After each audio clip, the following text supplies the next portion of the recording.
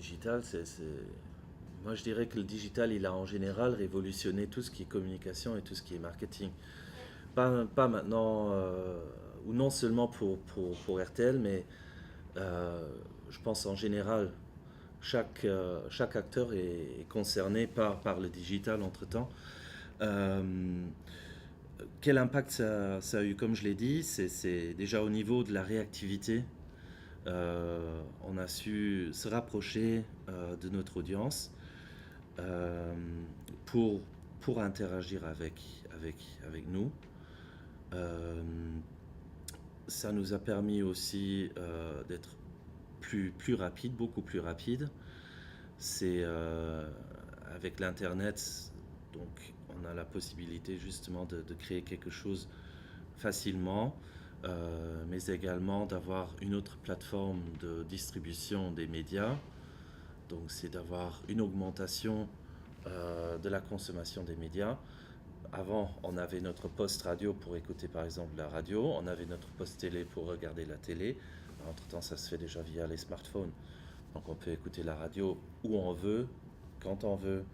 Euh, Pareil pour la télé. Euh, pour les informations, c'est pareil. Les informations sont plus rapidement disponibles. Euh, le digital a certes apporté une complémentarité aux autres médias traditionnels. Pour tout ce qui est application, notre première application, on l'a sortie avec le premier iPhone qui était disponible ici. Je ne saurais pas vous dire, mais je sais que c'était avec le premier iPhone en tout cas. Et ensuite, là, on a essayé d'être tout le temps à jour et de pouvoir continuer avec l'évolution des smartphones et d'offrir également notre site via une application. Euh, Bon, pour en revenir encore sur le digital, ce que j'avais oublié, c'est justement aussi tout ce qui est réseaux sociaux. Euh, là, on peut toucher beaucoup plus de gens. On peut plus facilement faire également de la publicité, justement parce que ces réseaux sociaux, ils vont très très loin. Donc là, on a la possibilité de faire le teasing pour des émissions, ou pour des inscriptions, ou même de, de- de choisir des inscriptions ou des gens qui s'inscrivent pour des actions spécifiques ou pour des interviews ou des témoignages. Ça, c'est tout ça, c'est vraiment très bien, mais il y a aussi un côté négatif pour tout ce qui est digital parce que l'attente des gens a carrément changé aussi à ce niveau. Avant, on avait plus, euh,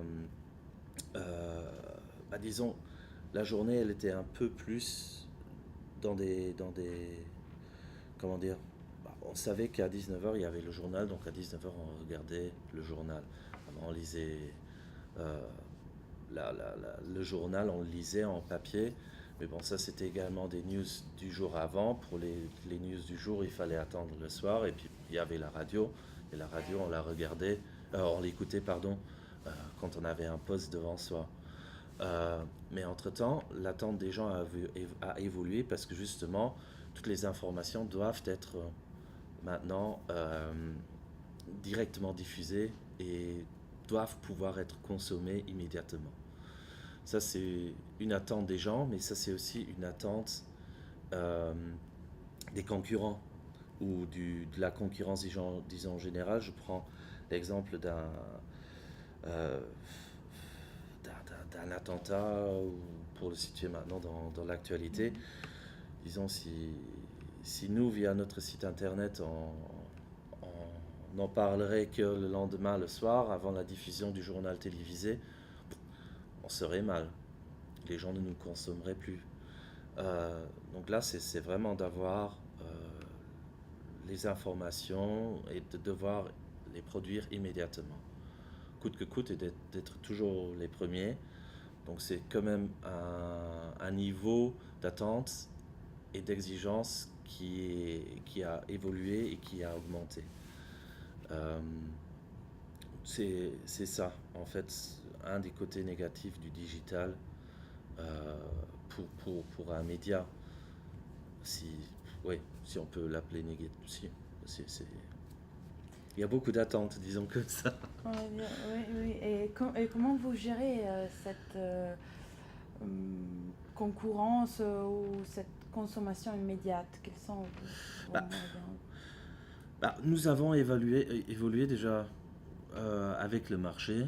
Donc, on avait la radio, puis est venue la télé, et puis naturellement tout ce qui est nouveaux médias.